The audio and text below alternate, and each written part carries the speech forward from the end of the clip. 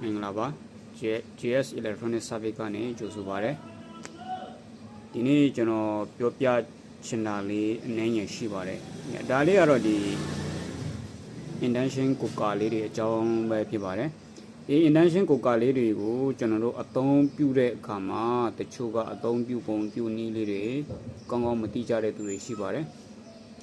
အဲ့တော့ဒီ induction cooker တွေကိုကျွန်တော်သုံးမယ်ဆိုရင်ကျွန်တော်တို့ကအခုဒါမီ join ထားပြီပေါ့နော် join ထားပြီးပြီဒါပေမဲ့ကျွန်တော်တို့ဒီကောင်က power မဖွင့်ရသေးဘူးမှာဒီလို power ဖွင့်ပြီးမှကျွန်တော်တို့အိုးကိုမတည့်ပါနဲ့နော်အဲ့တော့ power ပိတ်ထားပါပိတ်ထားပြီးမှသာလျှင်ကျွန်တော်အိုးတည့်ပါအိုးကိုကျွန်တော်တို့အစင်းတင်းတည့်ပါနော်ဒီ induction cooker တွေရဲ့နီလန်းကအသုံးပြုပုံတွေကမှန်ကန်တဲ့နီလန်းကအရင်ဦးဆုံးတည်ထားပါတည်ထားပြီးမှကျွန်တော်တို့ power ကိုဖွင့်ပါနော်ဖွင့်ပြီးတော့မှလည်းကျွန်တော်တို့ဒီမှာအပူရှင်ကိုကျွန်တော်တို့လိုချင်တယ်လို့ပေါ့နော်ဖွင့်ပါကြိုက်တယ်လို့ပေါ့နော်ကျွန်တော်တို့အပူရှင်လိုတယ်လို့အဲ့ခါကျမှတင်ပါ short ပါနော်အဲ့လိုမှမဟုတ်ဘူးဆိုရင်ကျွန်တော်တို့ဒီ induction cooker တွေကပြက်လွယ်ပါတယ်ဥမာဖွင့်ထားရင်မှတည်လိုက်တာလို့ဒါမှမဟုတ်ဖွင့်ထားရင်းကနေဒီမှာ power ကိုမပိတ်ဘဲနဲ့မလိုက်တာလို့เนาะ